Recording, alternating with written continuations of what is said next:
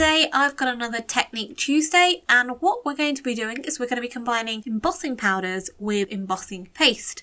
So this is a bit of a mixed media style card, and if you've never really done mixed media, these cards are really super easy, great to start off and dabble in mixed media and see if you like it. Hi, I'm Verity and welcome to my YouTube channel and blog Pretty Little Button, where I make paper crafting tutorials for the everyday crafter. So I'm going to be using this twister stencil that was designed by Marion for WoW, and I'm going to be using Altenew embossing paste. Now you can use any embossing paste. I'm going to be using a slightly different one later on, and I'll explain the difference between the two. But for this one you want an opaque paste to apply through the stencil. I like to use the Make Art Station by Wendy Vecchi when I'm using my stencils. This is a magnetic metal platform that you can then secure the stencil down with the magnets over your card panel.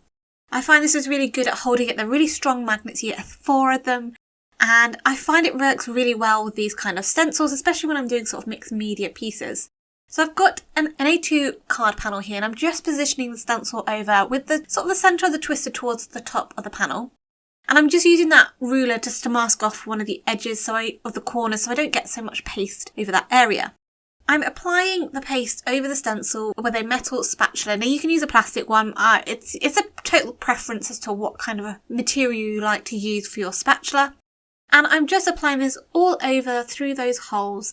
And I'm just scraping off any excess. Now you don't need to have loads over the top. You still want to be able to see the stencil design, but make sure that you've covered it enough. And obviously the peel and the reveal is the best bit. So you can reveal your white embossing. So this looks great if you wanted a tone on tone look if you left it to dry. But we're going to step it up a notch. So the embossing powder I'm going to cover it with is Gitty's Power from WoW Embossing Powder. This was collaboration with Alexdara Renke. And this is a beautiful sort of peachy pink colour, and it's a translucent powder. So what this means is that when it melts it will have a shine, but it allows the colour underneath to shine through as well.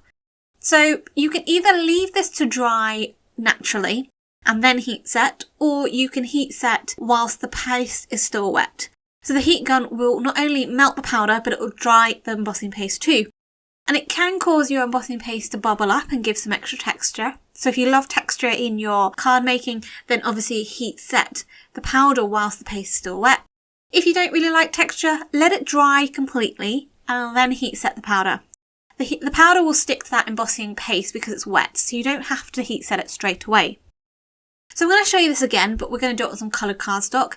And instead of using an embossing powder, we'll use an embossing glitter.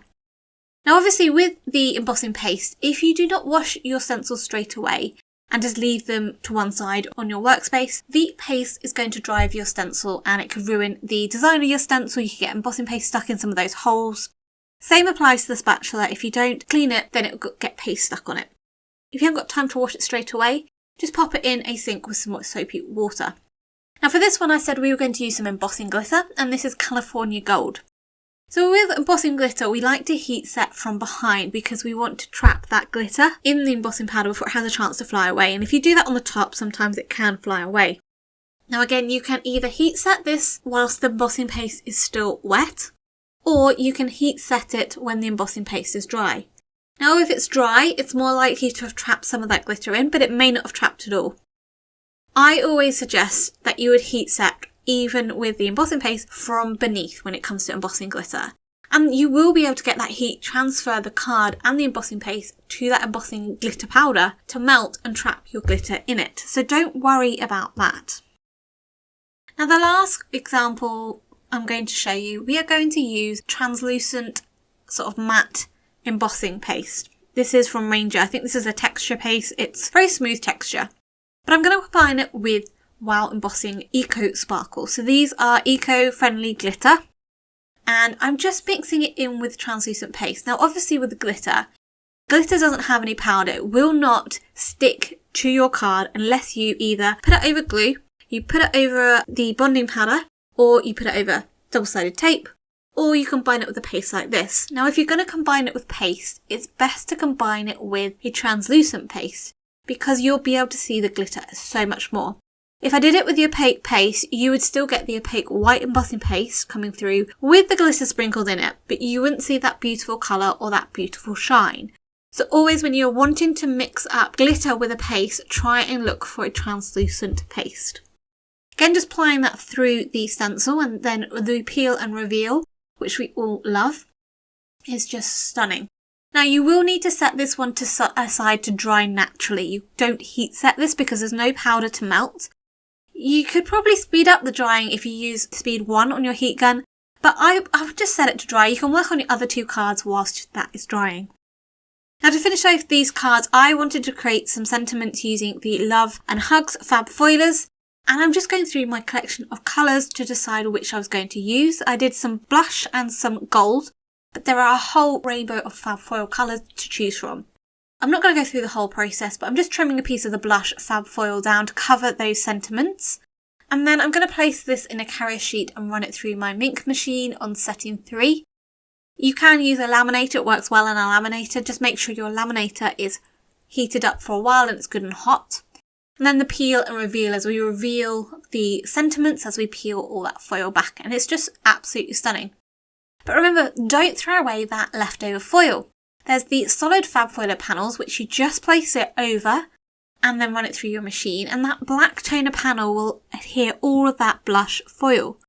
But you can either leave it as black or then cover it with some white fab foil and then turn those black sentiments into white sentiments. So you've got the reverse. So I trimmed some sentiments down from those selections and added them to the cards and then embellished with a selection of sequins. So I really enjoyed playing around with this technique. These are really super simple mixed media cards, but they have such a beautiful modern twist and look to them. So let me know in the comments below which one out of these 3 cards is your favourite, and is this something you think you're going to try in the future? If you're new to the channel, why not think about subscribing? You can hit that bell icon to be notified when a new video is up. For 10% discount at the Wow Embossing Powder Shop, just use the code you can see on screen. And until next time, happy crafting!